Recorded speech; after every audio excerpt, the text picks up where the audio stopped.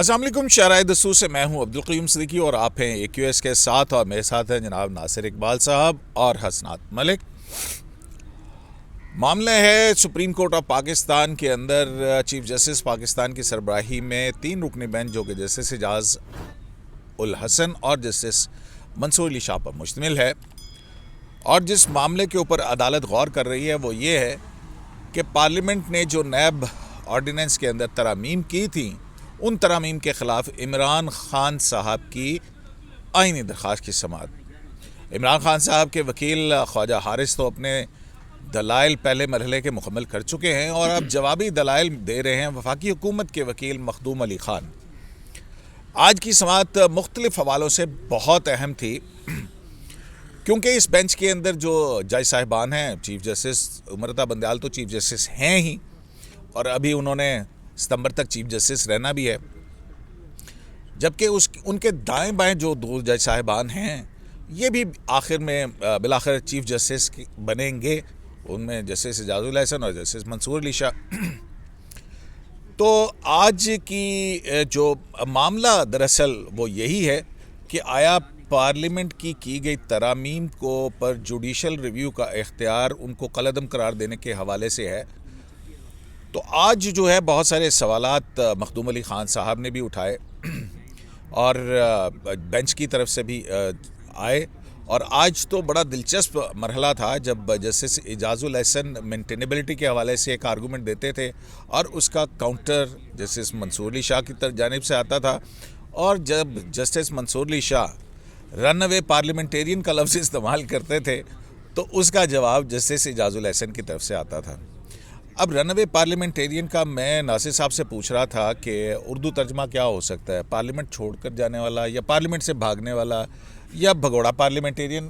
तो ये नासिर साहब आपसे मैं पूछूंगा कि क्योंकि दरख्वास्त गुज़ार तो इमरान ख़ान साहब ही हैं और पार्लियामेंट छोड़कर वो चले गए हुए हैं, तो लिहाजा भगोड़ा पार्लियामेंटेरियन ज़्यादा लफ्ज़ जो है मुझे मुनासिब लगता है। अच्छा, तो किस्सा कुछ यूँ है कि आज जब समाअत शुरू हुई है तो बेंच की जानिब से पूछा गया इमरान ख़ान साहब के उस बयान के हवाले से कि हम पार्लियामेंट में वापस जाने का सोच रहे हैं, उस पर क्या हुआ, और फिर ये रन अवे पार्लियामेंटेरियन का टर्म क्यों आया, और फिर जस्टिस एजाज उल हसन की जानिब से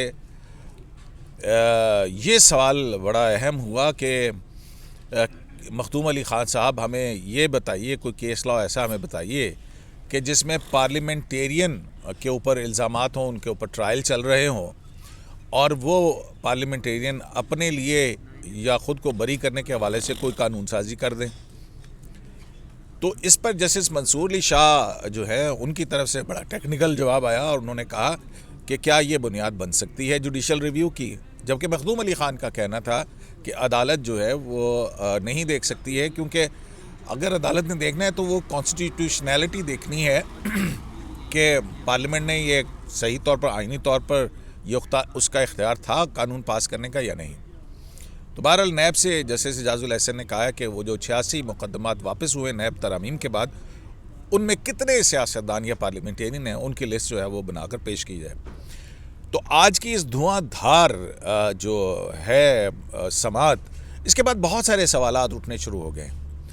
मखदूम अली ख़ान साहब ने तो यहाँ तक भी कहा कि जनाब जो एक्सेस टू जस्टिस प्रोग्राम है उसके ऊपर भी तो वो था ना, वो किसके नीचे था, ये पुरानी कहानी है। 500 मिलियन डॉलर वो उस कौन सा बैंक था, हाँ, एशियाई तरक्याती बैंक जो है, एशियन डेवलपमेंट बैंक, उसने एक्सेस टू जस्टिस प्रोग्राम के तहत दिए थे, और फिर वो कहाँ गए। और फिर ये भी हुआ था कि जो नैब ने प्ली बारगेन और वॉलंटरी रिटर्न के अंदर जो अरबों रुपए खरबों रुपए थे वो कंसोलिडेट फंड में आए या नहीं आए, या नैब ही खा गया, और नैब उसके बारे में पब्लिक अकाउंट्स कमेटी पूछ रही, कुछ बताने के लिए तैयार नहीं है। तो जनाब नासिर इकबाल साहब की तरफ चलते हैं। मेरा जो इब्तदाइया थोड़ा तवील हो गया उसके लिए माज़रत। तो नासिर साहब ज़रा आज आप बताएंगे कि आज की हाईलाइट क्या थी, आज ये क्यों जो जज साहिबान हैं इतने ज़बरदस्त रिमार्क्स हमें देखने को मिले। बड़ी लाइवली आज गो के 1 घंटे की वो थी हियरिंग थी, but it was a very lively. Qayyum साहब, बेसिकली हुआ ये कि जब आज की हियरिंग शुरू हुई तो चीफ़ जस्टिस साहब ने मखदूम अली ख़ान साहब से पूछा था कि चूँकि इमरान ख़ान साहब ने ये एक अंदिया दिया है कि वो पार्लियामेंट में वापस जाने को तैयार हैं, तो फिर आप अपने क्लाइंट से पूछ लें कि अगर ये वो जाने को तैयार हैं तो फिर आप पार्लियामेंट में इसी बिल को दोबारा डिबेट कर लें, कोई डिस्कशन कर लें, प्रोज एंड कॉन्स देख लें और नए तरीके से अमेंडमेंट्स देख लिया जाए। तो आप इस पर क्या कहते हैं? तो मखदूम अली ख़ान साहब ने उनको बेसिकली यही जवाब, नहीं पहले मखदूम अली ख़ान साहब से, ख्वाजा हारिस साहब से बाद में पूछा था। अच्छा, तो ये जहन में रखें कि मखदूम अली ख़ान साहब फेडरल गवर्नमेंट को, हुकूमत को रिप्रेजेंट कर रहे हैं। जी बिल्कुल। तो उन्होंने कहा था कि मैं बिल्कुल इसमें कोई हर्ज नहीं है और असल फोरम ही पार्लियामेंट है, जितने भी लॉज हैं वो वहीं डिस्कस होने चाहिए, क्योंकि अगर कोर्ट, सुप्रीम कोर्ट या कोई भी कोर्ट या पूरी दुनिया में कोई भी कोर्ट अगर जब किसी लॉ को ये डिक्लेयर कर दे कि ये आइनी है या गैर आइनी है, तो फिर इस पर डिबेट का दरवाज़ा बंद हो जाता है और पार्लियामेंट में फिर उस चीज़ पर डिबेट नहीं होती। तो ये बेहतरीन चीज़ है कि चीज़ों को डिबेट होना चाहिए, ये वैसे भी सोसाइटी के लिए ज़रूरी है, डिबेट होती रहे। लेकिन उन्होंने ये भी साथ कहा कि मेरे पास इस वक्त तो कोई इंस्ट्रक्शंस नहीं है, लेकिन मैं आपका कंसर्न कन्वे भी कर दूंगा और अप्रोप्रिएट इंस्ट्रक्शंस भी ले आऊँगा। फिर ख्वाजा हारिस साहब को बुलाया गया, कोर्ट ने उनसे पूछा कि आप भी देखें कि अपने क्लाइंट से कहें कि जब आप वापस ही जा रहे हैं तो आप दोबारा वहाँ जाके इस अमेंडमेंट्स को जिसको आपने चैलेंज किया हुआ है उसको आप दोबारा देख लें, उसको आर्गूमेंट्स कर लें, इसको बहस कर लें। तो ख्वाजा हारिस साहब ने कहा कि ये हालात ऐसे हैं कि अनप्रेडिक्टेबल है, हाँ, पॉलिटिकल सिचुएशन है, इसमें इस वक्त कहना बहुत मुश्किल है और उमूमन पॉलिटिकल पार्टीज़ जब एक डिसीजन ले लेती है तो उस पर वापस नहीं जाती।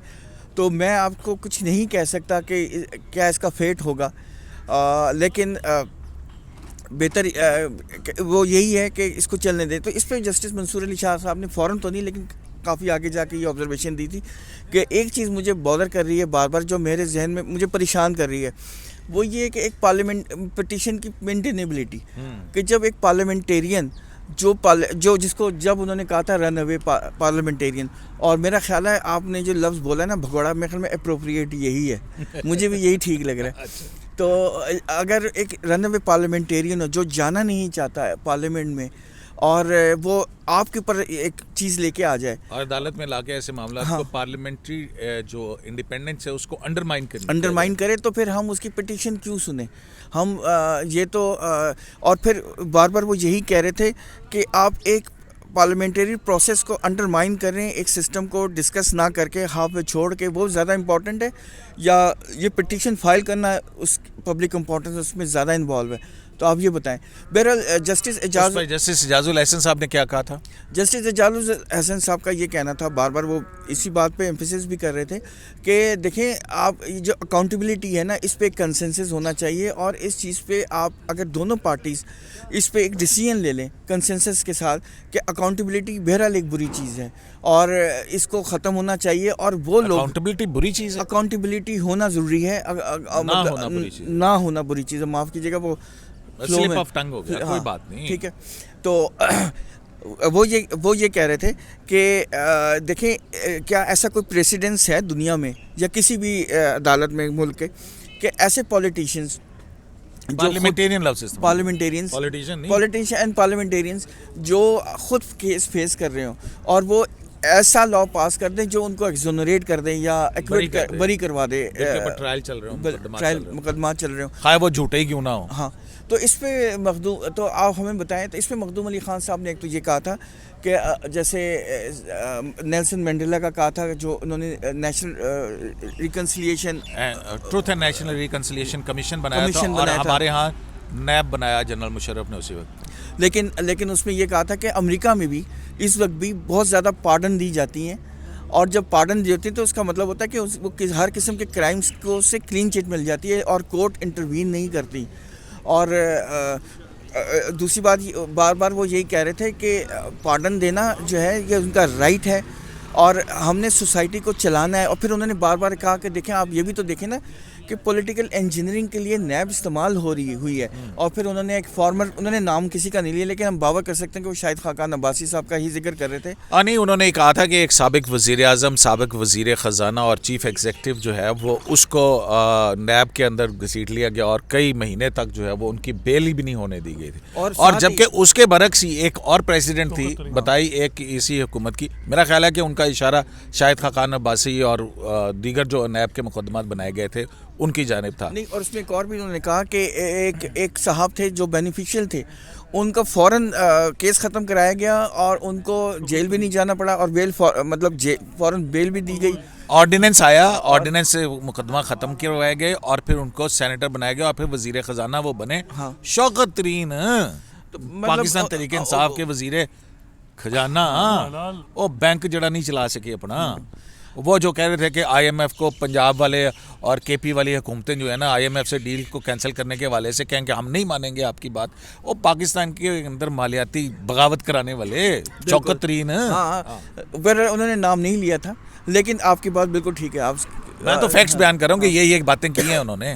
तो ये आज की बेसिक मेन हाईलाइट्स तो बेसिकली यही हैं। हाँ। तो देखें अब कल कोर्ट इस पे क्या। अच्छा, जब असनाद साहब ये बात हो रही थी ना मतलब कि पिटीशन के काबिल समात होने के हवाले से गो के चीफ जस्टिस ने भी कहा कि कोई ऐसी ज़्यादा बेसिस नहीं है पिटीशन के काबिल समात होने के हवाले से, लेकिन दूसरी तरफ एक पुरसरारियत है कि किन के मुकदमात जो हैं वो ख़त्म हुए हैं। और फिर वो नैब को बुलाया गया कि हाँ बताएं, वो 86 के करीब, पहले तो उन्होंने 300 कहा था, उन्होंने कहा नहीं जी 86 केसेस जो हैं वो वापस हुए हैं। फिर उससे कहा गया कि उन 86 के अंदर कितने पार्लियामेंटरियन वो लेके आए हैं। 386 नहीं कहा था उन्होंने, 300 से ज़ायद थे, लेकिन उसमें 86 जो हैं वो ऐसे हैं जो पार्लियामेंटेरियन अब मतलब कि पॉलिटिकल लोग जो वापस हुए हैं। अभी तो उसमें लिस्ट हो गए, हाँ वो भी आप बताइएगा। लेकिन उसके बाद जो है वो जस्टिस मंसूर अली शाह जब इसके ऊपर बात करते थे तो जस्टिस इजाजुल हसन ने वो हज़रत अली की वो एक सेइंग कही कि ये मत देखें कि कौन कह रहा है, ये देखें कि क्या कह रहा है। ठीक है, क्योंकि जस्टिस मंसूर अली शाह का अटैक उसकी बोनाफिडी के ऊपर था कि एक parliamentarian who is a run away parliamentarian parliament को अंडरमाइन करने के लिए वो उसमें जाता नहीं है और जाकर के अदालत के ऊपर ला के बोझ डाल देता है। तो हमने कॉन्स्टिट्यूशनैलिटी देखनी है, जो हम बहस करनी थी वहाँ बहस से भाग गया और यहाँ पे आके जो है वो तो एक मेंटेनेबिलिटी का उसका ये आंसर था। तो ये अटैक उस पर वो जो है उन्होंने ये जस्टिस इजाजुल हसन साहब ने ये कहा।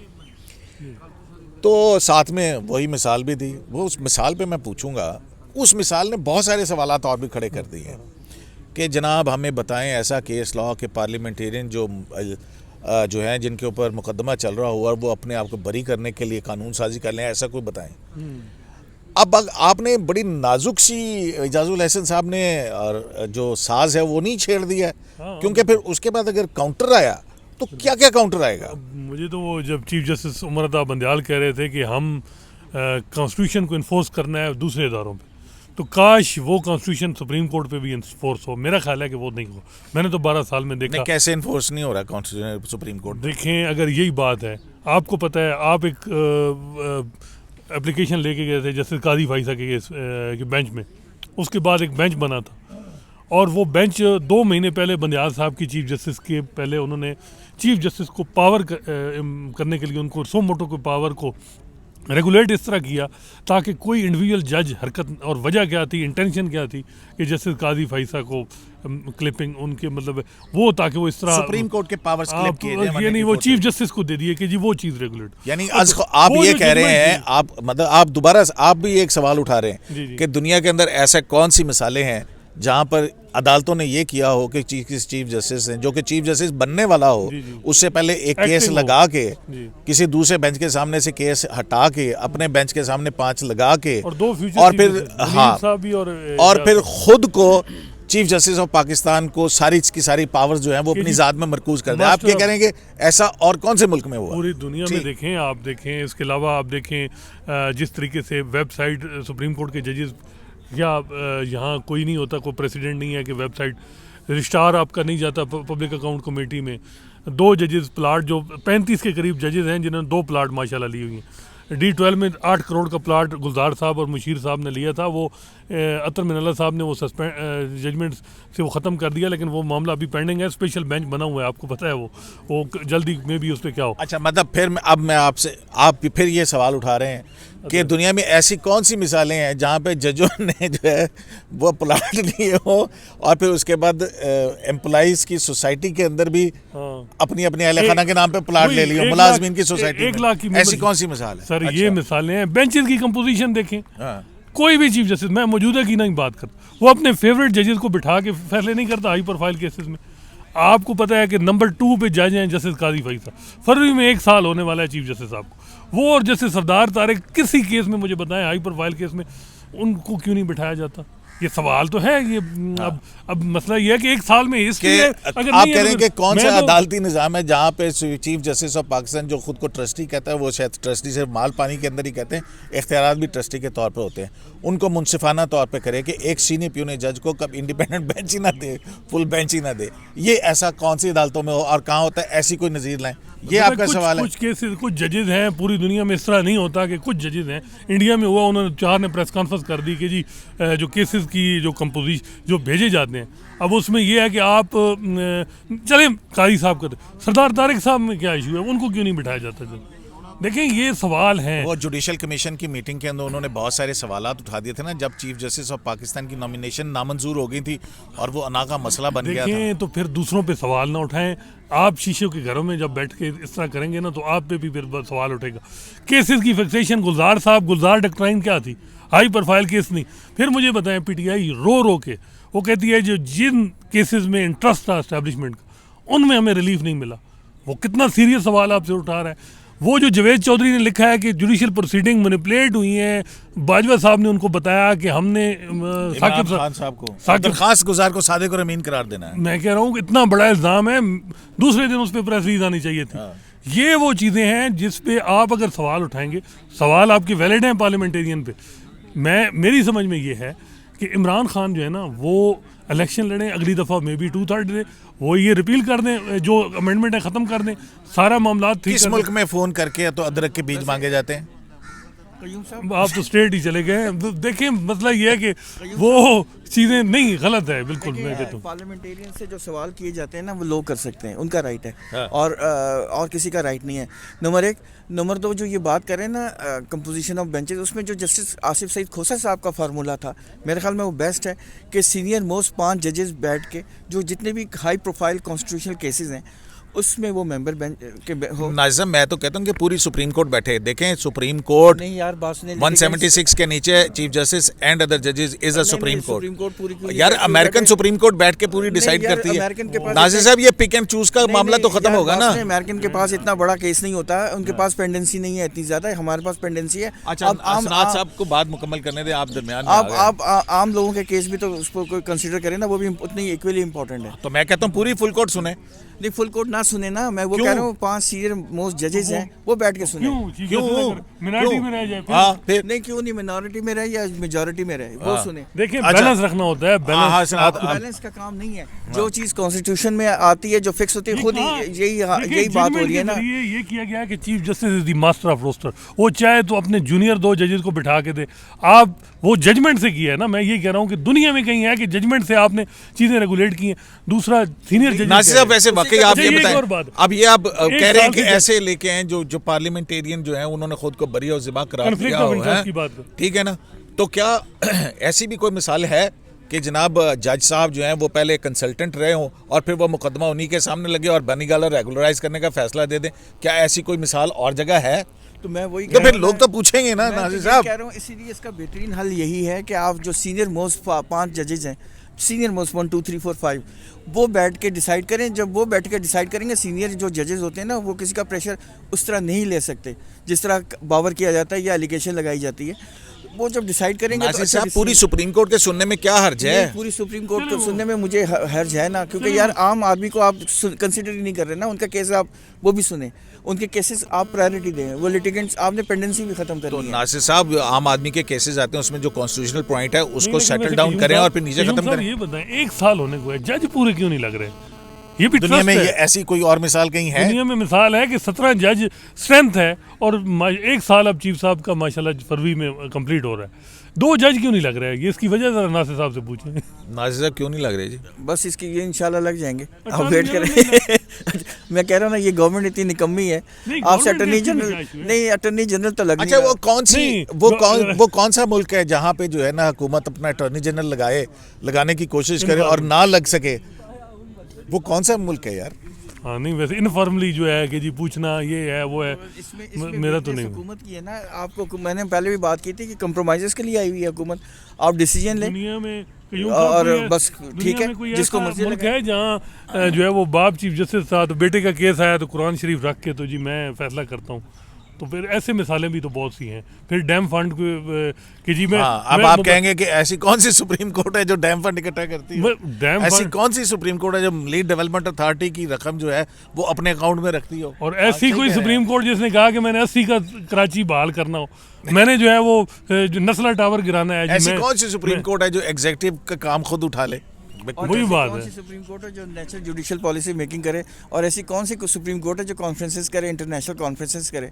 ये तो नहीं, मतलब वो इंटरनेशनल कॉन्फ्रेंस जुडिशरी चले, से वो तो मुतल्लिक तो चले, वो चल- उनका डोमेन है ना। National judicial policy making committee के अंदर नासिर साहब आ गई, वो तो हम मान लेते हैं ना। नहीं वो ये काम जो है ना, लॉ बनाना सिर्फ हुकूमत का काम है। कॉन्स्टिट्यूशन एनफोर्स करना पार्लियामेंट है ना। वो एक वकील को आपने गलत सजा दी है, ठीक, वो राना आसिफ को सुप्रीम कोर्ट से अपील हो चुकी है, लेकिन वकील जो हैं वो हाई कोर्ट में उन्होंने ताले लगाए हुए हैं। वहाँ कौन कॉन्स्टिट्यूशन एनफोर्स करेगा जी? ये भी तो एक सवाल है। वो कोई ऐसी कोर्ट बनाए जहाँ ये पहला इंसिडेंट नहीं है। वकील आज़म फारिग हो जाए। वकला वहाँ पे इलेक्शन जीत के धड़ाधड़ धस करते रहे, तो सानू पता ही नहीं है और किसी के 144 बुला लगा के हुआ है। हैं। और वो 144 लगा हुआ है और वो फायरिंग कर रहे हैं। Chief Aerial justice firing of है। पाकिस्तान के जुरिस्डिक्शन में तो आते नहीं होंगे मेरा ख्याल है और कि अच्छा, शायद। कोई दुनिया की ऐसे बताएं जहाँ रिटायर्ड जजेस फिर आर्बिट्रेशन में करोड़ों रुपए लेते हों और फिर साथ ही पेंशन भी 15 लाख की या 10 लाख की होगी। यार, तू तो अभी पीछे ही पै शाकुल जान साहब मेरे ख्याल है और- तीसरी इजाजुल हसन साहब ने एक मासूम सा सवाल क्या पूछ लिया, तुम दोनों तो पीछे ही पड़ गए और यार। पर आवर पैसे लेते हो यार, आप पेंशन भी ले रहे हैं, उसके अलावा रिटेनरशिप भी ले रहे हैं, उसके अलावा पर आवर भी पैसे ले रहे हैं, और फॉरेन एक्सचेंज में ले रहे हैं। पाकिस्तानी पाक रुपीस में नहीं ले रहे, फॉरेन एक्सचेंज में ले रहे हैं। मतलब तो ये तो मामे लगने हो, चलो बस। अच्छा जी, यार ये मंसूर अवान साहब आज ने वैसे अटॉर्नी केस- जनरल लगना था, हाँ, वो वो क्या आज हुआ? केस नहीं नासिर लगा। साहब वो क्यों नहीं लगा अच्छा, वो मैं केस? उसकी असल में जो ऑर्डर आया था उसमें डेट ही नहीं थी। वैसे तो 17 तारीख था, लेकिन ये वो जस्टिस काजी फैज़ और जो मोहम्मद अली मजहर साहब ये ने कोई इख्तिलाफ तो डिटेल्स नहीं मांगे कोई थे। ऐसा कोई- मेरे नासिर साहब ख्याल क्या? में कि इस पे आज केस लगा भी नहीं है। आज हाँ। हमारे दोस्त गए थे बेंच में, तो ऐसा केस लगा भी नहीं नहीं, है। वो डेट ही वो नहीं। लगे डेट वो- नहीं है। हालांकि ऑर्डर डेट ही में नहीं है सुना है ऑर्डर। कि जब डिक्टेट करा रहे थे तो उस वक्त मैंने 2 लॉ अफसर से पूछा तो उन्होंने कहा कि ये पूछा था कि 17 तक एडजन था, लेकिन जब रिटर्न ऑर्डर है तो मे भी वो, क्योंकि 2 जजेज हैं। अब काजी साहब का अलमिया ये है कि उनके साथ एक जज अगर कोई थोड़ा बहुत भी इख्लाफ करे तो उनका तो ऑर्डर ही नहीं ना, चाहे वो 2 मरले का केस है, चाहे वो जो भी है। उनके पास 3 साल हो चुके हैं सर 2019 के बाद किसी हाई प्रोफाइल केस में नहीं, और अब देखें नासिर साहब, अब देखें मुसलसल जो है, और ये कब से शुरू हुआ? वो जुडिशल कमीशन की मीटिंग जिसके अंदर 3 जज साहिबान की हुई, जिसमें जैसे अतर मिनल्ला, वो रिजवी साहब और शाहिद वहीद साहब जो हैं वो सुप्रीम कोर्ट के जज बने। उस मीटिंग के अंदर जो कुछ हुआ उसके बाद से जो है, जो ट्रस्टी हैं इख्तियारात के हमारे चीफ जस्टिस पाकिस्तान, वो जो बेंच तश्कील दे रहे हैं बड़े कमाल के दे रहे हैं कि जस्टिस 2 रुकनी बेंच बना रहे हैं, जिसमें सीनियर प्यूनी जज का भी 2 रुकनी बेंच होता है। उनमें एक मोहम्मद अली मजहर साहब जज साहब उनके साथ होते हैं, और फिर 11:30 बजे के बाद एक स्पेशल बेंच बना के वो जज जो है वहाँ से खिसका के उस स्पेशल बेंच में लगा देते हैं। कैसे? मैं वही कह कैसे? रहा हूं ना कि ये ट्रस्ट नहीं है। मतलब है कि इस पे सवालात ये उठते हैं। क्या कमाल, क्या ट्रस्ट वैसे- के तहत वैसे हमने तो इख्तियारात ये है? सुना था ट्रस्टी कि है ना, डिवीजन- अमीन है। डिवीजन बेंच हमेशा हाई कोर्ट्स में होते हैं, साहब। सुप्रीम कोर्ट में नहीं होता। सुप्रीम कोर्ट में हमेशा 3 मेंबर बेंच होता और है। सीनियर प्यूनी जज वो। तो ये वैसे बशीर आलम साहब जिनको कहते हैं कि खोसा साहब ये भी था कि इनएफिशिएंसी पे में भी नोटिस देना, एक बात उस वक्त हुई थी कि जी उनको भी गुलजार साहब के साथ उनकी रेवलरी थी, लेकिन उन्होंने केसेस देते थे सारे ना, वो सीनियर पुनी थे। अब तो फिर अब देखें सिंध हाई कोर्ट में 10 असामियाँ खाली हैं। सुना है ओरिजिनल जो सूट सुनने वाले जजेस भी 2 रह गए हैं, कोई एक आध कम हो गए हैं, वहाँ असामियाँ नहीं पूरी हो रही। लाहौर हाई कोर्ट में तकरीबन 15 से ज़्यादा असामियाँ खाली हैं। सुप्रीम कोर्ट में 2 असामियाँ खाली हैं। कोई समझ नहीं आ रही फिर क्या, फिर ये भी तो दुनिया में कई मिसाल है। जनाब फिर वैसे एक साहब ने एक आर्टिकल लिखा था रिसेंटली, हाँ। अब इसको करके कंक्लूड खत्म करें, करें, हाँ। उसका नाम मैं भूल गया हूँ। उसमें एक बड़े मज़े की बात है कि 2022 में बहुत ज़्यादा एक्सपोजर्स हुए हैं और उन्होंने हर इंस्टीट्यूशन को एक्सपोज करके रख दिया और उसमें जुडिशरी भी बहुत बुरी तरह एक्सपोज हुई है और ये कोई अच्छा प्रेसिडेंस नहीं है। और ये जो जब जजेस जैसे जैसे जजेस रिटायर होंगे वो अपने साथ ये लेके बैगेज लेके जाएंगे। लेगेसी हम तो अभी भी यही कहते हैं कि अभी भी 8 महीने हैं। बंदयाल साहब से जो सवाल उठा रहे हैं वो इन पे देखें ये अना और जिद की तो बात नहीं है। ठीक हो गया, ये तो ठीक हो गया, फिर मसले तो बनेंगे। पॉइंट वेल टेकन हसनात साहब। और फिर वाक़ईतन जनाब ये जो मेरे दोनों साथी हैं जो जुडिशल मूवमेंट्स को लम्हा बलम्हा कवर करते हैं, वाक़ईतन आज बिल्कुल जस्टिस एजाज़ुल हसन साहब ने एक दुरुस्त सवाल उठाया कि कोई एक ऐसी मिसाल बता दें, कोई ऐसा केस लॉ बता दें कि जहाँ पे जो है वो पार्लियामेंटेरियन जिनके ख़िलाफ़ मुकदमात हों वो ऐसा कानून है जिसमें वो बरी हो सकें। तो बिल्कुल उसके बाद फिर बहुत सारे सवालात उठा दिए हैं प्लाटों के हवाले से और दूसरे इख्तियारात के हवाले से, बनी गाला की रेगुलराइजेशन के हवाले से, मिसिंग पर्सन के केसेस ना लगने के हवाले से, जनरल परवेज़ मुशर्रफ का मुकदमा पता नहीं कब से लगा हुआ है, उसको मुकदमे को ना लगाने के हवाले से इंटर्नमेंट सेंटर्स का केस है। और फिर जुल्फ़कार अली भुट्टो का वो सदारती रेफरेंस 2011 में आखिरी हेयरिंग उसकी हुई थी, उसके बाद से वो अब तक नहीं लगा। हर बंदा इंसाफ रूडा यानी कि रावल नहीं रावी डेवलपमेंट था वो नया शहर लाहौर का, वो भी दुनिया में वो भी लगाओ बताएं जहाँ केस फिक्स जो है नंबर ना लगा और केस बेंच। हाँ वो भी जहाँ पे बगैर नंबर लगे केस फिक्स हो जाते हो। और वो तो दुनिया में मसला है कि जो वो एक रेस्टोरेंट रेगुलाइज हुआ है, एक जजमेंट का ना एक पैराग्राफ उड़ाया गया था वो मुनाल वाला। हाँ वो कौन सा मुल्क है जहाँ पे एक चीफ जस्टिस पागल खाने का दौरा करके बर्तन खड़का रहा हो? वो कौन सा मुल्क है जहाँ पे चीफ जस्टिस अस्पताल में जाके शहद की बोतलें निकाल रहा हो? बहरहाल जी ऐसी कोई और मिसाल भूटान में ही हमें नजर आएगी। शरह दस्तूर से अब्दुल क़य्यूम सिद्दीकी को एक लाइफ से इजाज़त दी चलाने के।